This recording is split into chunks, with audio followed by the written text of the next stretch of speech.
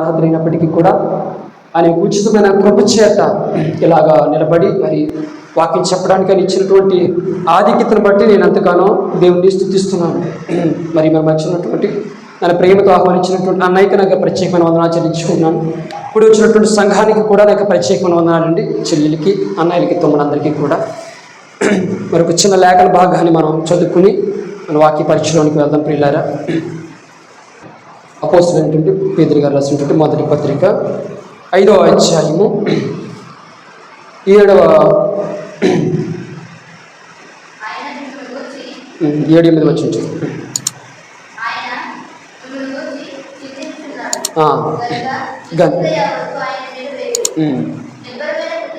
నిబ్బరమైన బుద్ధి గల వారే మెలకువగా ఉండుడి, మీ విరోధి అయిన అపవాది గర్జించు సింహము వలె ఎవరిని మృంగుదునా అని వెతుకుచూ తిరుగులాడుచున్నాడు. చాలండి, చిన్న ప్రార్థన చేసుకుందాం. తల వంచండి దయచేసి.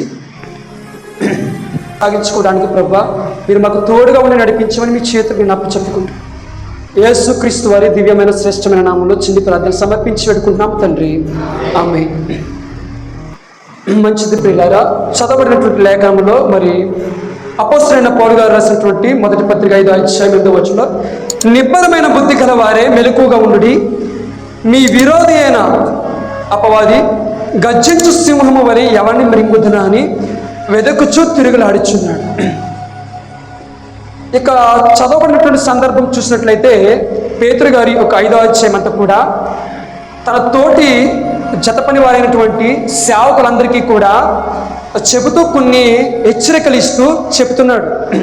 ఆ చెప్పబడిన మాటలోనే కిందకు వచ్చినప్పటికీ ఏమంటాడంటే కనుక, ఒక విధంగా చెప్పాలంటే సేవకులు అనబడుతున్న యాజకులారా, విశ్వాసులైన వారిలారా మీరందరూ కూడా ఎలాగుండాలంటే నిబ్బరమైన బుద్ధి కల వారే ఉండి మెలకువగా ఉండండి, మీ విరోధి అయిన అపవాది ఎవరిని మృంగేద్దామని చెప్పి వారు తిరుగులాడుచున్నాడంటే.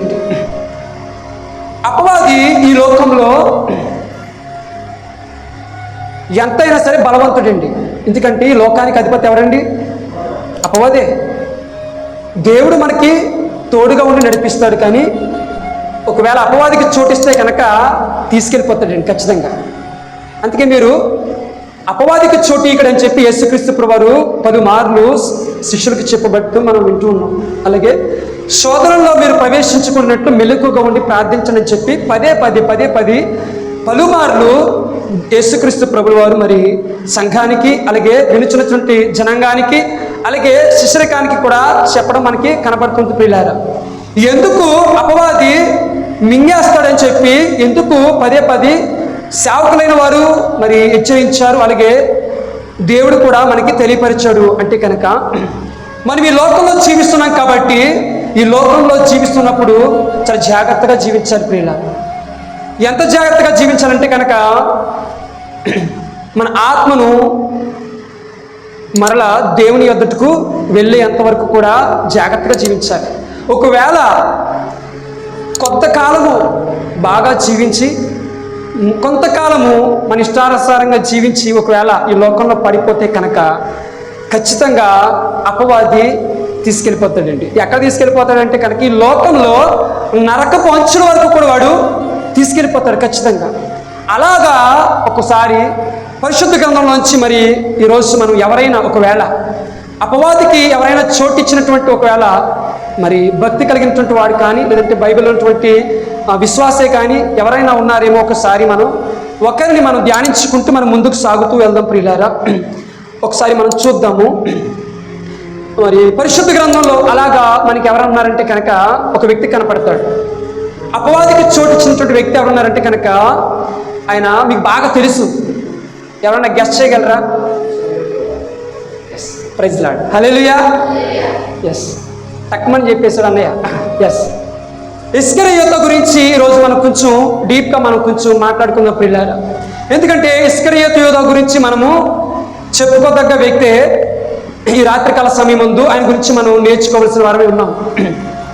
ఎందుకు ఆయన ప్రత్యేకత ఉందంటే కనుక ఆయన నీలా నాలాగా విశ్వాసం కాదు.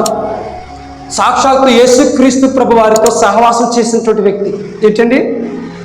సాక్షాత్తు యేసుక్రీస్తు ప్రభుల వారితో చేసినటువంటి వ్యక్తి. అంతేకాదు 12 మంది అపోస్తలులలో ఒకడైనటువంటి వాడు ఇస్కరియోతు యూదా. అంతటి గొప్పవాడు ఎందుకు తప్పిపోయాడు?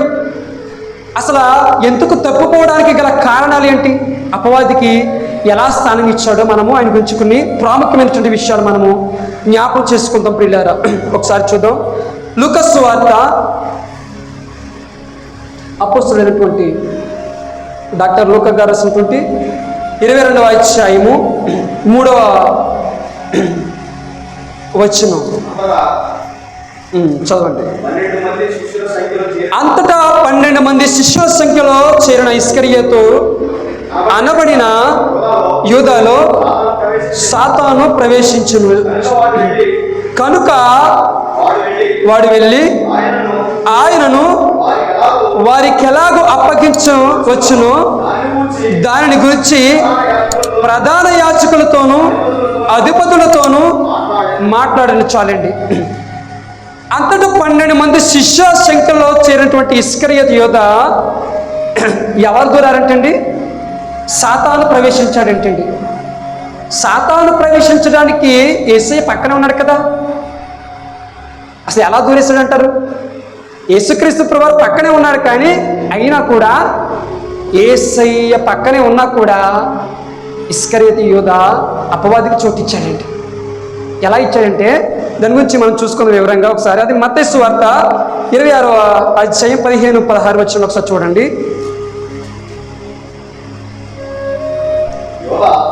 యూదా ప్రధాన యాజకుల ఎద్దుకు వెళ్ళి, నేను యేసుక్రీస్తు ప్రభువాని మీకు అప్పగించిన ఎడల నాకేమి ఇత్తురని వారిని అడిగాను.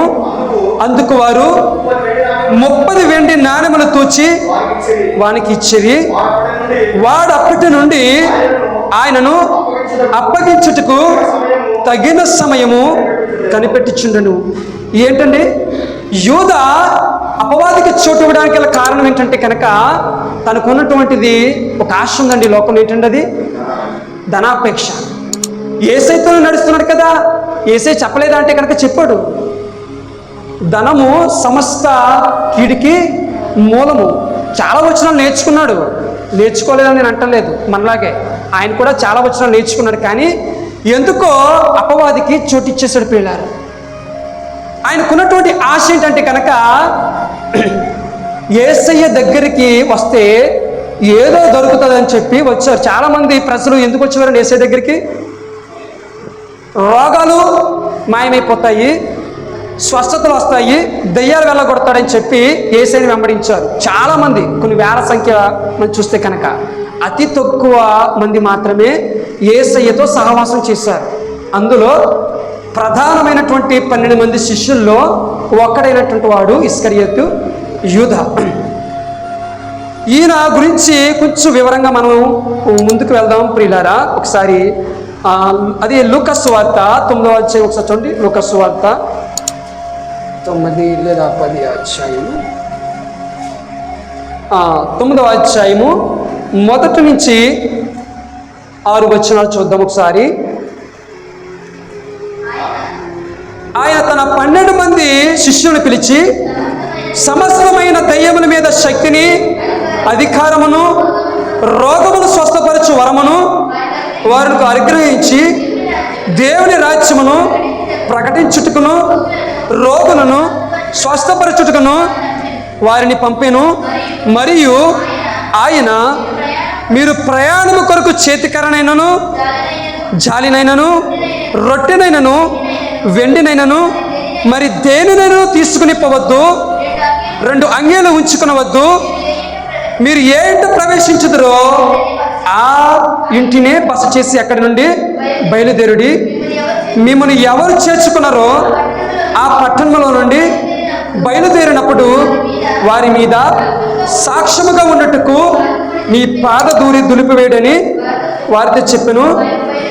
వారు బయలుదేరి అంతటను సువార్త ప్రకటించుచు రోగులను స్వస్థపరచుచు గ్రామంలో సంచారము చేశారు. ఇచ్చారండి. ఇస్కరియోతు యూదా ఏమైనా మనలాంటి సాదాసీదా వ్యక్తి అంటే కనుక అటువంటి వ్యక్తి కాదండి. ఆయన యేసయ్య కొరకు స్వార్థ ప్రకటించాడు. ఆయన అభిషేకిస్తే అనేక మందిని స్వస్థపరిచినటువంటి వారిలో ఒకడైనటువంటి వాడు ఇస్కరియోతు యూదా. అంతేకాదు, ఆయన ప్రార్థన చేస్తే దయ్యాలు వెళ్ళిపోయేయండి, ఆయన ప్రార్థన చేస్తే రోగులు స్వస్థపరచబడ్డారు. మరి అలాంటి ఇస్కరియోతు యూదా అపవాదికి స్థానం ఇచ్చేశాడు. యూదా మనలాంటి సాదాసీదా అయినటువంటి వ్యక్తి అనుకోవడానికి వీల్లేదు. ఎందుకంటే ఆయన అపోస్తులలో 12 మందిలో ఒకడు. అపోస్తులు అంటే ఆషామాషి వ్యక్తి ఏం కాదండి. ఆ అపోస్తులు అంటే కనుక 12 మంది ఇశ్రాయేలులకి తీర్పు తీర్చడానికి ఎన్నుకోబడిన వారిలో ఒకడైనటువంటి వాడు ఇస్కరియోతు యూదా. అటువంటి గొప్ప యోగ్యతని కోల్పోయాడండి. ఎవరండి? ఇస్కరియోతు యూదా. అటువంటి గొప్ప యోగ్యతను కోల్పోయాడు ఇస్కరియోతు యూదా. అంతేకాదు, యేసయ్య కొరకు స్వార్థ ప్రకటించాడు మనలాగే, యేసయ్య కొరకు స్వస్థత పరిచారు మనలాగే, యేసయ్య కొరకు అనేక చోట్ల వెళ్ళి రోగాలను సహితము కూడా ఆయన ప్రార్థన చేస్తే మాయమైపోయాయండి. అటువంటి ఇస్కరియోతు యూదా ధనానికి బానిస అయిపోయాడు, ధనాన్ని ప్రేమించాడు, అపవాదికి చోటిచ్చాడండి. ఈరోజు మన దగ్గరికి వద్దాం ప్రియులారా. ఇస్కరియోతు యూదా ఎలాగైతే తప్పిపోయాడో, అపవాదికి చోటిచ్చాడో, మన జీవితంలో కూడా ఒకవేళ ఏవైనా ఈ రాత్రికాల సమయం దేవుని ఉంటే కనుక ఒకసారి పరీక్షణ చేసుకుందాం. మనమందరం కూడా ఒకసారి పరిశీలన చేసుకుందాం ప్రియులారా. ఎందుకంటే మన జీవితంలో కూడా దేవుని కొరకు పరుగులాడుతున్నటువంటి విశ్వాస జీవితంలో ఒక్కొక్కసారి మనము కూడా తొట్టిల్లిపోతున్నాం. మనం కూడా ఒక్కొక్కసారి పడిపోతున్నాం ఆత్మీయ జీవితంలో. అది ఏ విషయమైనా అవని. యూదాలో ధనాపేక్ష కలిగి ఉన్నాడు ఆయన వరకు, కానీ మన జీవితంలో మరి ఏమున్నాయో ఒకసారి ఆలోచన చేసుకుంటాం. అది ఏదైనా కానీ, అది ధనమే కావచ్చు, లేదా మన శరీర కోరికలైనటువంటి ఇబ్బంది పెడుతున్నటువంటి శరీర కోరికలే కావచ్చు, ఒకవేళ ఈ లోకంలో సిరి సంపదలు కావచ్చు, అది ఏదైనా సరే మరి దేవుని కొరకు మనం విడిచిపెట్టాలండి. ఒకవేళ దేవుడి కొరకు మనం విడిచిపెట్టలేకపోతే ఏమైపోతుందంటే కనుక ఇస్కరియోతు యూదా తన ప్రారంభం జీవితంలో మనం చూస్తే కనుక చాలా గొప్పగా ఉన్నాడండి. ఎందుకంటే దేవుడు ఎక్కడికి వెళితే అక్కడికి సువార్త చేయడానికి వెళ్ళిపోయాడు, ఆయనతో పాటు సాగిపోయాడు. దేవా, నీ కొరకు నా ప్రాణం ఇచ్చేస్తాను తండ్రి, నీ కొరకు నేను ఏదైనా చేసేస్తాను, స్వార్థ ప్రకటించడానికి ఏది అడ్డం వచ్చినా సరే నేను దాన్ని విడిచిపెట్టేస్తానని చెప్పి అలాగన్నాడు. కానీ ఇవన్నీ ఒట్టి మాటలే, ఇవన్నీ నిజమనుకున్నారు చాలామంది, ఒట్టి మాటలే. తనకి ధనాపేక్ష కలిగి ఉన్న సంగతి మనకి ఎక్కడ కనబడుతుంది అంటే, మరొక చోట ఇందాక మనం పాట పాడుకున్నప్పుడు మగ్దలేనే మరియా తను పాపాత్మురైనటువంటి స్త్రీ యేసయ్య తన ఇంటి వద్దకు వచ్చినప్పుడు తనకి విలువైనటువంటి తన దగ్గర ఉన్నటువంటి అత్తర తీసుకొచ్చి యేసయ్య పాదాలని కడుగుతూ తన కుర్రలతో తుడుస్తున్నప్పుడు ఇస్కరియోతు యూదా అంటాడు, ఎందుకు ఈ యొక్క అత్తరని మీరు అమ్మేసి దేవుని పిల్లైన వారికి దాన్ని ఇస్తే కనుక మరి పరిచయలో వాడబడతా ఉంటుంది కదా, అది నాకు ఇస్తే డబ్బు సంచులు వేస్తాను కదా అని చెప్పి అంటాడండి. మొదటి నుంచి కూడా యేసయ్యని వెంబడించింది దేనికంటే ఇస్కరియోతు యూదా డబ్బు దొరుకుతుందని చెప్పి. అంతే, పరలోక రాజ్యం కోసం చూడలేదు, డబ్బు దొరుకుతుందని చెప్పి యేసయ్య వెంట వెళ్తుంటే అనేక మంది డబ్బు ఇస్తారని చెప్పి, లేదంటే ఆయన వెంట వెళ్తుంటే కనుక ఆహారం దొరుకుతుందని చెప్పి ఆయన వెంబడిస్తూ వెళ్ళిపోయాడండి. అంతేకాని అసలు నిజమైన దేవుడు అని చెప్పి ఆయన గ్రహించిన కూడా కనీసం గ్రహించలేకపోయాడు. ప్రియుల, ఈ లోకంలో చాలా మంది దేవీ దేవత ఉన్నప్పటికీ కూడా ఆయన కూడా అలాగే వెంబడించండి. ఈయన కూడా ఏదో దేవుడు అని చెప్తే వెంబడిద్దాం అని చెప్పి వెళ్తే ఏదో దొరుకుతుంది కదా అని చెప్పి అనుకున్నాడు. కానీ ఆయన నిజమైన దేవుని కుమారుడికి ఈ లోకానికి వచ్చాడు, నా కొరకు ప్రాణం పెట్టడానికి వచ్చాడు, నా పాపాలకి ప్రాయశ్చిత్తం ఆయనే చెప్పి నజరేయుడైన యేసయ్య అని చెప్పి అని గ్రహించలేకపోయాడు. ప్రియులారా, ఈ లోకంలో అనేక మంది వారి పాపాలు పోవడానికి చాలా మార్గాల గుండా వెళ్తున్నారు. ప్రియులారా, చాలా మార్గాల గుండా వెళ్తున్నారు. ఈ లోకంలో మనకు కూడా మన భారతదేశపు సంస్కృతి చూస్తే కనుక మన భారతదేశంలో కూడా పాపాలు పోవడానికి చాలా మంది చాలా ప్రయత్నాలు చేస్తూ ఉంటారు. నదుల్లో పుణ్యస్నానాలు చేస్తే పాపాలు పోతాయని చెప్పి తిరుగులాడే వారు చాలా మంది ఉన్నారు. బలులు అర్పిస్తే పాపాలు పోతాయని చెప్పి చాలా మంది అనుకుంటూ ఉంటారు పిల్లలు. అంతేకాదు, ఇంకా ఒకవేళ పుణ్యాలు చేస్తే దాన ధర్మాలు చేస్తే పాపాలు పోతాయని చెప్పి అనుకుంటూ వారి ప్రయాస వెళ్తూనే ఉన్నారు. ఒకవేళ యేసయ్య నిజమైన రక్షకుడు అని చెప్పి ఆయన మీ కొరకు ప్రాణం పెట్టారని చెప్పినా వెళ్ళవయ్యా అని చెప్పి చాలా మంది చెప్తున్నారు. ప్రియుల, ఇది చూస్తే కనుక ఈ దినాలలో కడవరి దినాలు నిజంగా మనం చెప్పాలంటే కనుక మనం ఎంతకాలం బ్రతికుంటామో మనకు తెలియదు. కానీ నిజంగా ప్రియులారా, ప్రతిరోజు కూడా చివరి దినం అని చెప్పి బ్రతకండి, బ్రతికేద్దాం నిజంగా. ఎందుకంటే ప్రభువు ఎప్పుడు వస్తాడో నిజంగా విశ్వాసులైన వారికి కొన్ని గుర్తులు దేవుడు ఇచ్చాడు. ప్రియులారా, జ్ఞాపకం ఉంచుకోండి. విశ్వాసులైనటువంటి వారికి కొన్ని గుర్తులు ఇచ్చాడు. మనం మెలకువగా ఉండి వాటి కొరకు మనం కనిపెట్టాలి. మనకు తెలుసు ఆ గుర్తులేంటో. తెలియదు అనుకుంటే మాత్రం పొరపాటే. మనకి తెలుసు. అయినా అలాగని చెప్పి మీకు తెలుసా అంటే కనుక నన్ను ఎప్పుడొస్తో చెప్పండి అని అడగండి. అంటే కొన్ని గుర్తులు ఇచ్చాడని చెప్తున్నాను మీకు. అంటే మీరు చాలామంది వెంక చూస్తుంటే అయ్యో అన్నకి సీక్రెట్ తెలిసిపోయినట్టుంది, ఎప్పుడు వస్తారో చెప్తే అప్పటి వరకు కూడా ఏదో తిరిగేసి అప్పుడు సిద్ధపడదామని చెప్పి చూస్తున్నాను ఇంకా. అంటే కొన్ని యేసయ్య మనకు గుర్తులు ఇచ్చారు. ఆ గుర్తులను బట్టి విశ్వాసులైన వారు ఎలా ఉండాలంటే కనుక మెలకువగా ఉండి నిబ్బరమైనటువంటి బుద్ధి కలిగి మనము అప్పటి వరకు కూడా మనం ఎలా ఉండాలంటే ప్రియులారా ఎదురు చూస్తూ ఉండాలి దేవుని కొరకు. ఆయన మధ్యాకాశంలో వస్తాడని చెప్పారు కదా, అది గుర్తుంది మనకి. ఆయన కొరకు మనం ఎదురు చూస్తూ ఉండాలి ప్రియులారా. చాలామంది ఈ లోకంలో పాపాలు పోతాయని చెప్పి చాలా ప్రయత్నాలు చేస్తూ ఉన్నారు. మనకి కూడా వచ్చే 2 సంవత్సరాల్లో పాపాలు పోవడానికి కూడా ఒక నదీ పరివాహక ప్రాంతం అందు కూడా ఇక్కడ ఉంది, గోదావరి. పుష్కరాలు జరుగుతూ ఉంటాయి కదా మనకి ఇక్కడ కూడా. ఇప్పుడు 2014-16 ఆ ప్రాంతంలో జరిగినాయి, మరలా రాబోతున్నాయి. చాలామంది కూడా పాపాలు పోతాయని చెప్పి ఆ నదీ స్నానానికి వెళుతూ ఉండి చాలామంది దురదృష్టవశాత్తు ఆ నదిలో కూడా చాలామంది ప్రాణాలు కోల్పోయిన వారు చాలామంది ఉన్నారు. రీసెంట్గా కుంభమేళా జరిగింది కదండి యూపీలో. అక్కడ కూడా తొక్కిసలాట్లో కొన్ని భక్తులైన వారి ప్రాణాలు కొన్ని కోల్పోవడం చూస్తున్నాం. ప్రియులారా, ఈ ప్రయాస అంతా ఎందుకంటే మానవుని యొక్క జీవితం అంతా కూడా ఏంటంటే కనుక మన పాపాలు పోవాలి, మన పాపాలు పోవాలి, పరలోక రాజ్యం ఉండాలి, మన పాపాలు పోవాలి, పరలోక రాజ్యంలో ఉండాలన్నదే మన నిరీక్షణ. ఏ వ్యక్తి భక్తి చేసినా, అది అన్య సహోదరులు చేసినా మనము చేసినా కూడా ఏంటి కోసం అంటే కనుక పుణ్యం మోక్షం కావాలని చెప్పి చేస్తూ ఉంటాం. కానీ ఈ మోక్షం దొరికే క్రమంలో సరైనటువంటి వెతుకలాట కొంతమంది చేయడం లేదు. సరైనటువంటి వెతుకలాట కొంతమంది చెయ్యక ఇస్కరియోతు యూదాలాగా నశించిపోతున్నారు ఈ లోకం. ఎస్, సరైనటువంటి వెతుకలాటలో కనుక నిజంగా సర్చింగ్ చేస్తే ఈ రాత్రికాల సమయంలో దేవుడు మాట్లాడుతున్నాడు. పిల్లరా, నిజమైన దేవుడు యేసుక్రీస్తు ప్రభువారు అని చెప్పి ఎవరైనా పరిశీలన చేసి ఆయన దగ్గర రావచ్చు. నేను చెప్పానని చెప్పి లేదా ఏదో సేవకుడు చెప్పారని చెప్పి నమ్మద్దు. ఆయన్ని నిజమా కాదని చెప్పి పరిశీలన చేసాకే రండి. ఎవరైనా సరే ఏదైనా చెప్తే నమ్మకూడదు. ఎస్, నమ్మకూడదు. నేను చెప్పి నమ్మకూడదు. యేసయ్య నిజమైన దేవుడిని నమ్ముకోండి అంటే కనుక నమ్మద్దు. మిమ్మల్ని నమ్మమని అన్ని అసలు చెప్పను. మీకు పరిశుద్ధమైనటువంటి గ్రంథం ఇచ్చినప్పుడు చదవండి. చదివిన తర్వాత ఈ నిజమైన దేవుని కుమారుడేనా, ఈ లోకానికి మా అందరికీ కొరకు, మానవాళ్ళందరికీ కొరకు కూడా ప్రాణం పెట్టడానికి వచ్చినటువంటి నిజమైన దేవుడేనని చెప్పి పరిశీలన చేసుకున్న తర్వాత మీకు సమ్మతి అయితే ఆయన నిజమైన రక్షకుడు అని చెప్పి మీకు అంగీకరించండి. అలా అంగీకరిస్తేనే మోక్షం. నేను చెప్పానని చెప్పి యేసయ్యను మాత్రం మీరు నమ్మద్దు. నేను నిజంగానే చెప్తున్నాను, అలా నమ్మద్దు. మీరు ప్రాక్టికల్గా యెహోవా ఒక లేఖనం ఉంటుంది కదా, యెహోవాను మీరు రుచి చూసి తెలుసుకోండి అని చెప్పి మనకి లేఖన భాగాలు తెలియజేస్తుంది కదా. అంటే దేవుడు నిజమైన దేవుడా కాదని చెప్పి మనం రుచి చూడాలి. రుచి చూసినప్పుడే కదండి ఆ టేస్ట్ తెలుస్తుంది.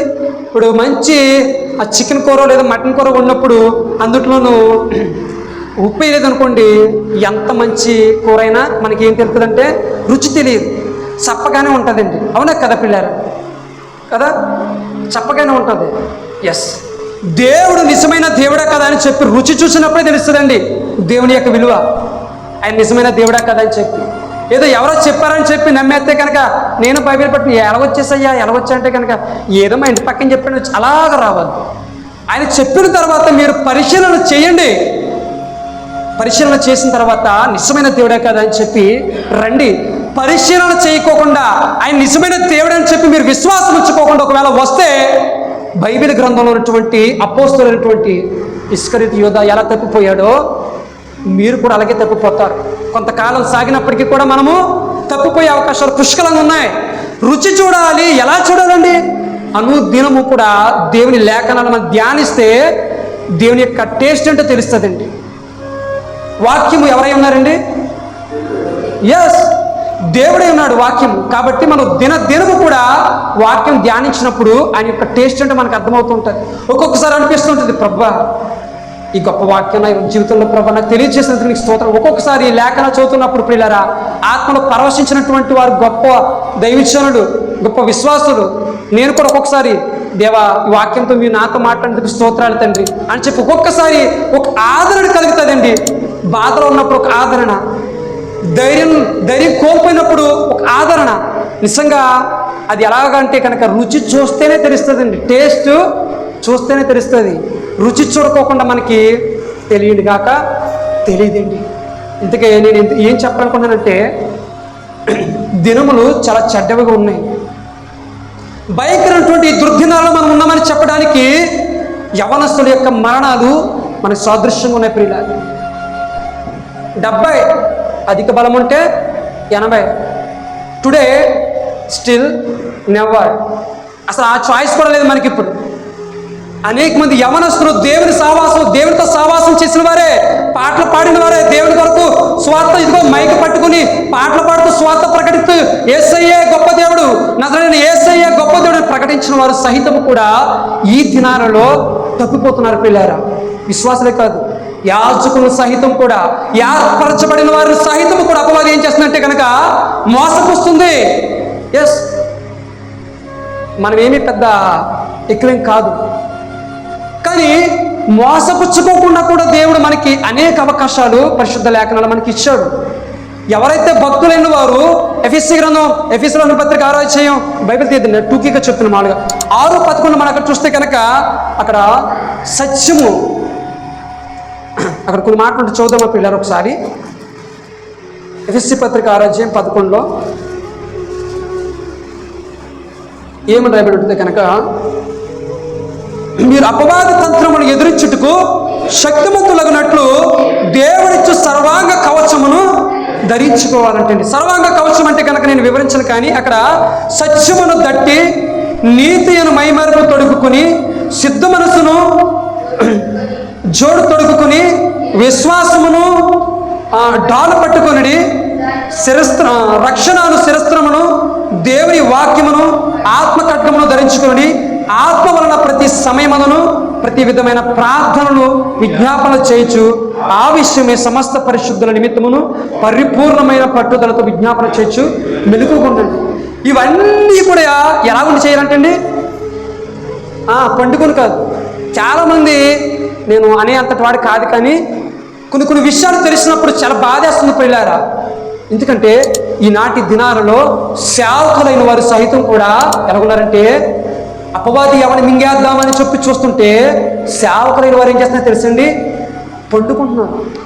సంఘాన్ని మేల్కొల్పాల్సినటువంటి సేవకులైన వారు సైతం కూడా పండుకుని ఏం చేస్తున్నారంటే పిల్లరా నిద్రపోతున్నారు. సంఘమా మేలుకో, అపవాదిని ఎదుర్కోవడానికి మీరందరూ కూడా మెలకుగా ఉండండి. ఇదిగో ప్రార్థన చేత, వాక్యము చేత మీరందరూ కూడా, రక్షణను శిరస్త్రముల చేత మీరందరూ కూడా దేవుడిచ్చి సర్వాంగ కవచమును పట్టుకుని మీరందరూ కూడా ముందుకు సాగబోతూ రండి సంఘమా అని చెప్పవలసినటువంటి సంఘ నాయకులు కూడా ఈ రాటి కాలంలో ప్రియులారా ఏమన్నారంటే పండుకుంటున్నారు. నా ప్రాణమా తిను తాగము సుఖించము అని ధనవంతుడు కాదు చెప్పడం.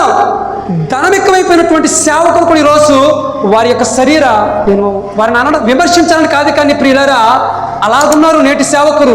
ఒకనాటి అపోస్తలుల యొక్క సేవ చూస్తే కనుక ప్రాణాలు పోయేంత సేవ, శరీరాలను నలగొట్టేసుకున్నారు.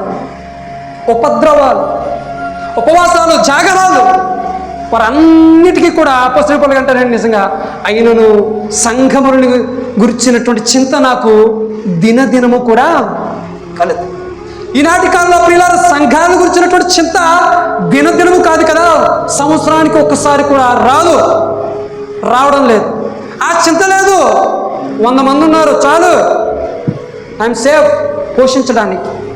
ఇస్కరియోతు ఎలాగైతే తిండి కోసం, ఆ డబ్బు కోసం పోగలాడాడు, ఈనాటి కాలంలో చాలా మంది సేవకులు, విశ్వాసులు కూడా మనం కొన్ని సంఘాలు తెలియదు, కానీ పెద్ద పెద్ద సంఘాలు ఒకసారి మనం చూస్తే కనుక అక్కడ ట్రెజరీ మెంబర్, సంఘ పెద్దలు, సంఘంలో అధ్యక్షులు వీళ్ళందరూ కూడా క్రమంగా ఉంటారండి.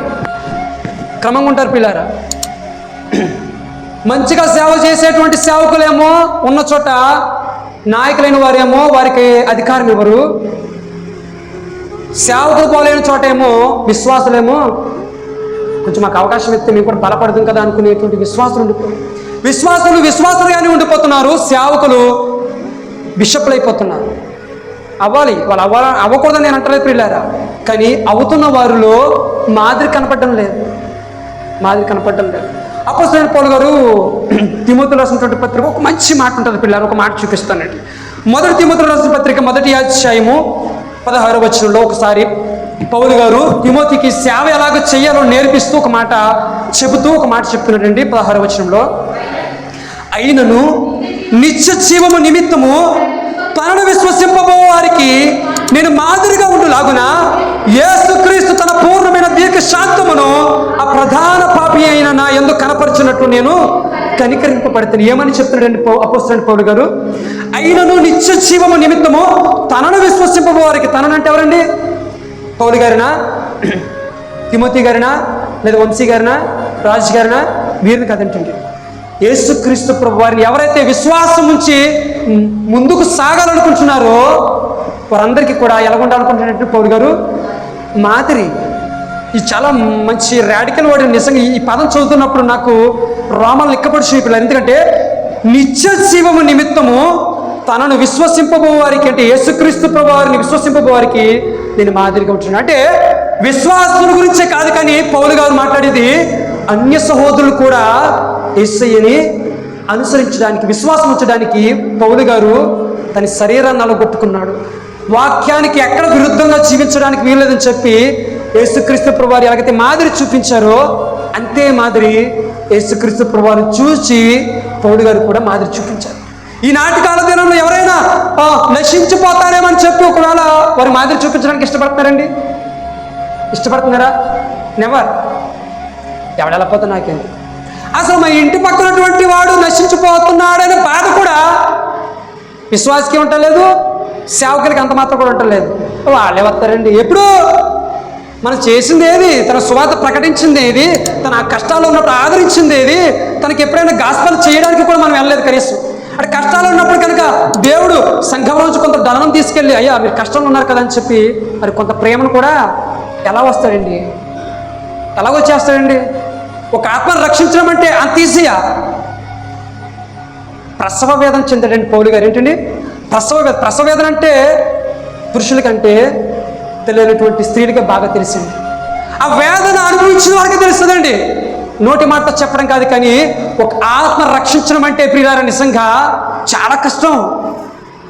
వచ్చేయ్యా ప్రార్థన వచ్చేస్తాను. మరి అలాగొచ్చేస్తారు. వచ్చేయమంటే వచ్చేస్తాడా? క్రీస్తుని పరిచయం చేసావా? ఆయన ప్రేమను పరిచయం చేసావా? ఆయన త్యాగాన్ని ఎప్పుడైనా చెప్పావా? కనీసం మనం లేదు, మనం చెప్పము, కానీ వాడు వచ్చేయాలి. పౌలు గారు ఇందాక చదువు లేఖనంలో ఎప్పుడైనా సరే ఎదురింటి ఒక అన్యుడైతే వాడు ఇని ఎప్పుడైనా ఒకవేళ బూతి మాట వస్తే ఒకవేళ ఎప్పుడైనా సరే ఈ ప్రార్థనకి అందరూ బూతి మాట్లాడతారని చెప్పి అంటారేమని చెప్పి ఎప్పుడు కూడా పల్లెత్తి బూతి మాట కూడా మాట్లాడు కదేంటి, అంత మాదిరి చూపించాడు.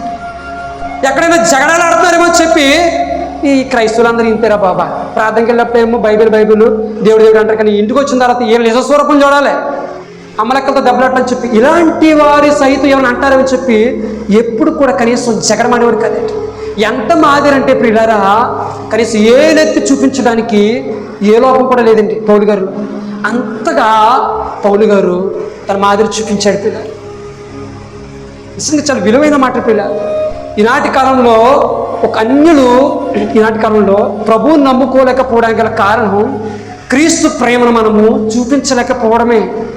ఎస్, మనం ధనమిచ్చేయాలని నేను అంటలేదు, మన చేతనైన సహాయం, వాడి కష్టాల్లో ఉన్నప్పుడు కనీసం ఒక పూట భోజనం వాడికి ఒంటికైనా సరే క్రైస్తవులు నిజంగా మా బంధువులు కూడా నన్ను ఆదరించారు. కష్టాలు ఉన్నప్పుడు నన్ను ఆదరించారు, నా కష్టాలు ఉన్నప్పుడు నా దగ్గరికి వచ్చి వారు ఓదార్పులు ఇచ్చారు.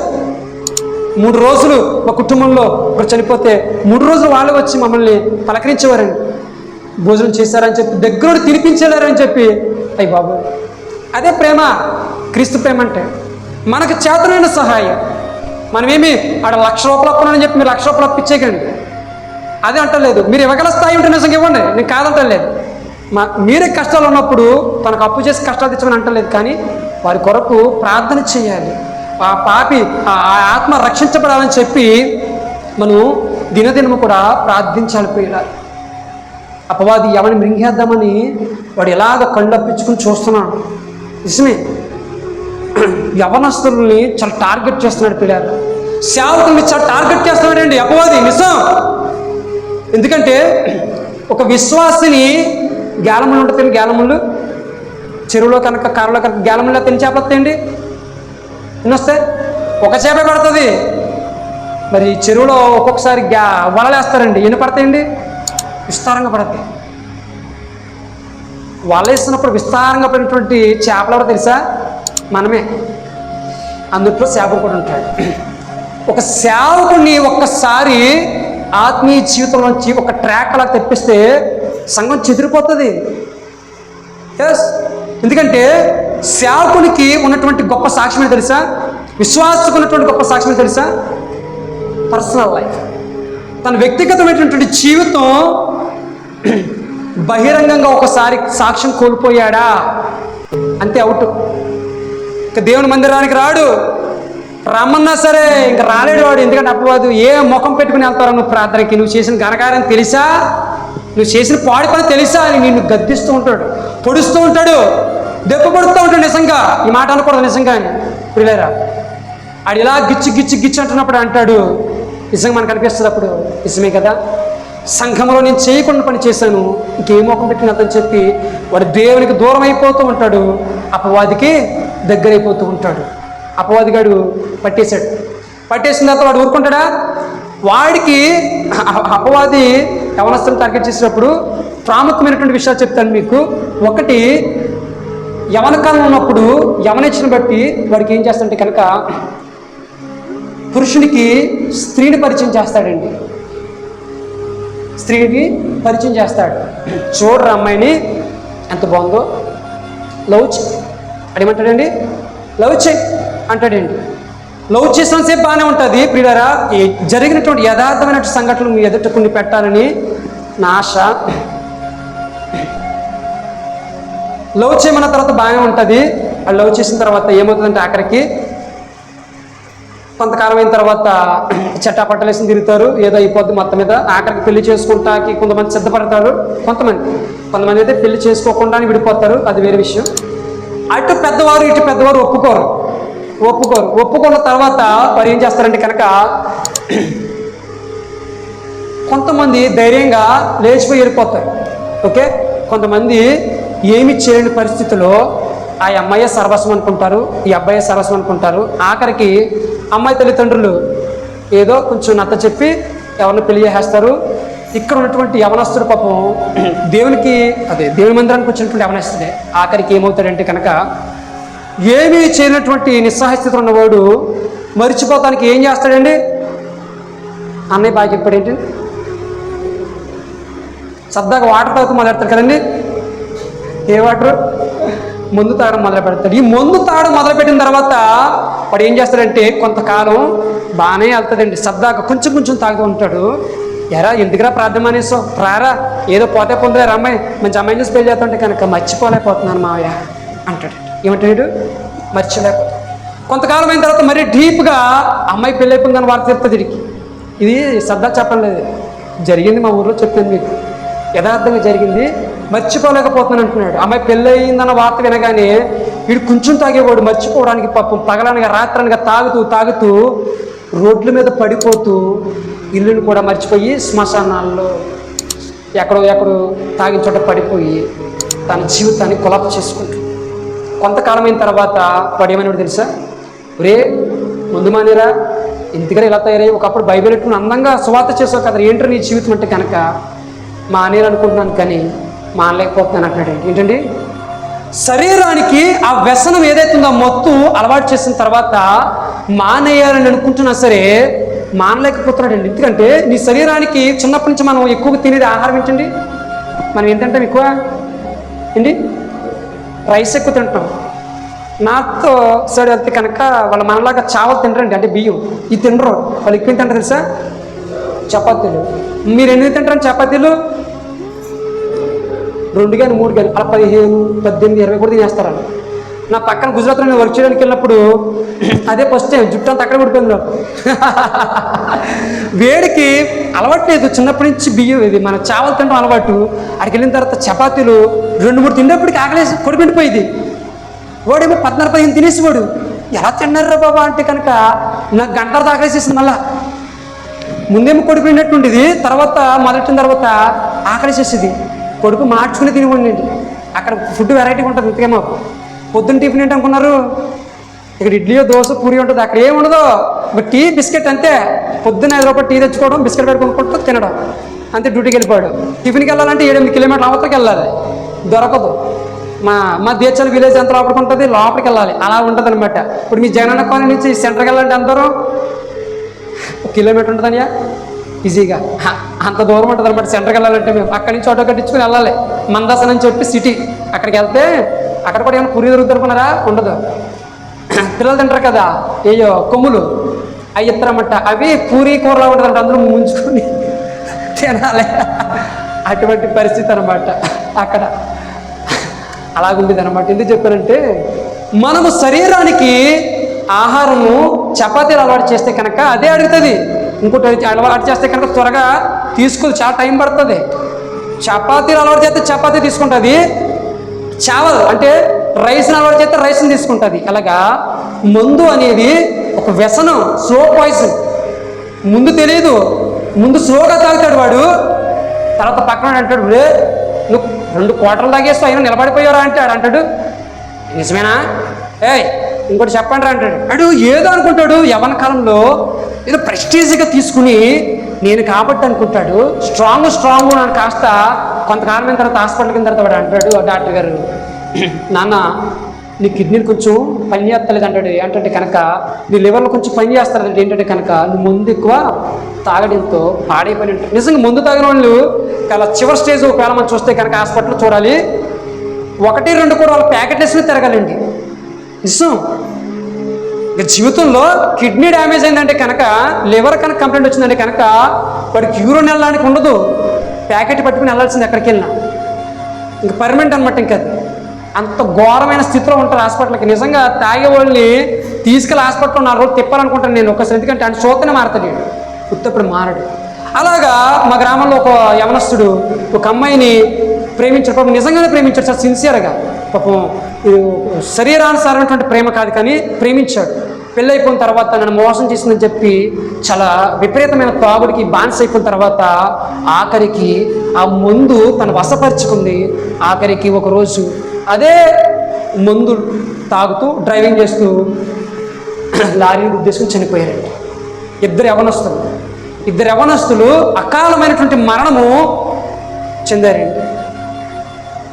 రీసెంట్గా ఒక యవనస్తుడు కూడా మా గ్రామంలో దేవుడు మంచి తలాంతనిచ్చాడు, సహోదరుడికి మంచి స్వరాన్ని ఇచ్చాడు.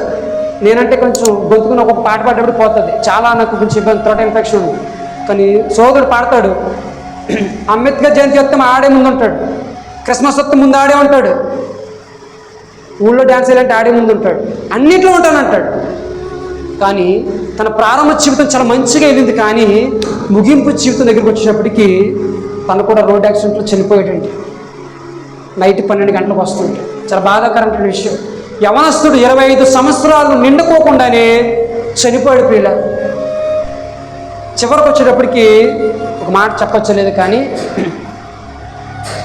తన జీవితంలో ఒక 70, 60, 50 సంవత్సరాల వయసులో ఉండవలసిన అలవాట్లు యవన కాలంలో వచ్చేసాయి. ఈ మధ్యకాలంలో యవనస్తులు గంజాయి అని లేదు, ముందని లేదు, త్రాగుడని లేదు, అమ్మాయి అని లేదు, తన ఇష్టానుసారంగా జీవిస్తూ అపవాదికి చోటు ఇచ్చేస్తున్నారండి. వాడు ఎప్పుడు మింగుదామని చూస్తుంటే, వీడు ఎప్పుడు దొరుకుతానని చూస్తుంటే వీడు దొరికిపోతానని ముందు పరిగెట్టేస్తున్నారండి. ఏంటి వీరు దేవుడి దగ్గరికి రాకోకుండా అపవాదికి చోటు ఇచ్చేస్తున్నారు. చోటు ఇచ్చిన వాడు దొరికిపోతున్నాడు, సరెండర్ అయిపోతున్నాడు, వెంటనే పట్టుకుంటున్నాడు, వెంటనే జడ్జిమెంట్ వచ్చేస్తున్నాడు వాడికి. మీరు చూస్తున్నారు, ఇదివరకు వీడు భయంకరమైనటువంటి పాపి, టైం ఇచ్చి చాలా టైం ఉండేదండి. కానీ ఆన్ ద జడ్జిమెంట్ ఈనాటి దినాల్లో మనం చూస్తున్నాం. వారి పాపపు క్రియలను బట్టి వారికి వెంటనే జడ్జిమెంట్ వస్తుంది. పిల్లలు చాలా బాధాకరమైన విషయం. కానీ యవనస్తులు వాటన్నిటిని దృష్టిలో పెట్టుకుని మరి వ్యసనాల నుంచి బయటికి రావాలని చెప్పి నేను హృదయపూర్వకంగా నేను మనవి చేస్తున్నాను. ఎందుకంటే యవనస్తుడికి తనకున్నటువంటి వ్యసనం ఏంటంటే కనుక మొత్తు వీటిలో వారు ఇష్టానుసారంగా జీవిస్తూ ఇదే జీవితం అనుకుంటూ పాడు చేసుకుంటున్నారు పిల్లారా. కానీ ఇది కాదు జీవితం అని చెప్పి వాడు చనిపోయిన తర్వాత ఇదే వ్యసనాలతో పాటు ఎక్కడికి వెళ్ళిపోతాడండి? ఎక్కడికి వెళ్ళిపోతాడు అండి? నరకానికి వెళ్ళిపోతాడు కదా.